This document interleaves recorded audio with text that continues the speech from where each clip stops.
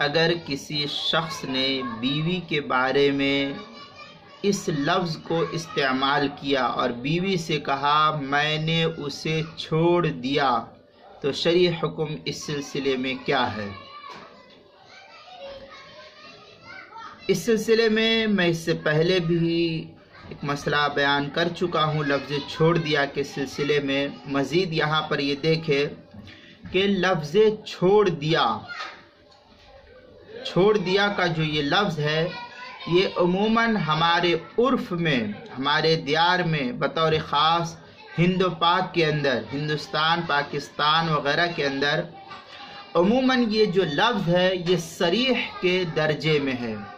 میں ہند و پاک اس لیے کہہ رہا ہوں کہ ہندوستان کے جو فتاوی جات چھپتے ہیں اس میں بھی اس لفظ کو صریح کے درجے میں شمار کیا جاتا ہے، ایسے ہی پاکستان کے جو فتاوی جات ہے اس کے اندر بھی یہی لفظ ملتا ہے صریح کے درجے میں، جیسے حضرت مفتی تقی صاحب عثمانی کے فتاوی ہیں، فتاوی عثمانی، حضرت مفتی محمود صاحب رحمۃ اللہ علیہ کا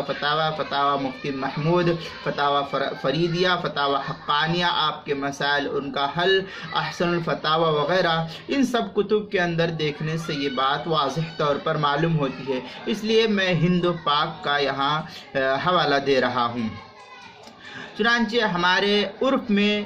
لفظ چھوڑ دیا یہ صریح کے درجے میں شمار کیا جاتا ہے۔ اس سے جو ہے بلا نیت بھی طلاق رجعی واقع ہو جاتی ہے۔ ہاں، اگر کسی شخص نے اپنی بیوی سے کہا کہ میں تجھے چھوڑ دیا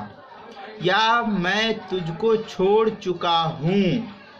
تو اس کی بیوی پر ایک طلاق رجعی واقع ہو جائے گی۔ اس مسئلے کو مستفاد کیا ہے فتاوی محمودیہ، اس کی 12ویں جلد صفحہ 351 جو ڈھابیل کا چھپا ہوا نسخہ ہے اس کے اندر۔ اسی طریقے سے فتاوی قاسمیہ اس کی 14ویں جلد صفحہ 626 پر بھی اس کو نقل کیا گیا ہے۔ کتاب المسائل اس کی 5ویں جلد صفحہ 99 پر بھی اس کو نقل کیا گیا ہے۔ عربی کتابوں کے اندر ہے ثم فرق بینہ وبین صرحتک فإن صرحتک کنایۃ لکنہ فی عرف الفرس غلب استعمالی فی الصریح وغیرہ جو ہے۔ پھر آگے ہے فَإِذَا قَالَ رہا کردم ای صرحتکی یقع بہ الرجع ما انا اصلہ کنایۃ ایضا۔ یہ عبارت جو ہے فتاوی شام کی ہے، کتاب الطلاق باب الکنایات، جو زکریا بک ڈپو دیوبند کا ہندی نسخہ اس کی 4تھی جلد 530 صفحے پر اس کو نقل کیا ہے، اور جو کراچی کا چھپا ہوا نسخہ اس کی 3ری جلد صفحہ 299 پر اس کو نقل کیا ہے۔ فتاوی ہندیہ جو جدید چھپا ہوا نسخہ، جو پرانا چھپا ہوا نسخہ اس کی 1لی جلد صفحہ 379، اور جو نیا چھپا ہوا نسخہ ہندی نسخہ ہے اس کی 1لی جلد 447 صفحے پر جو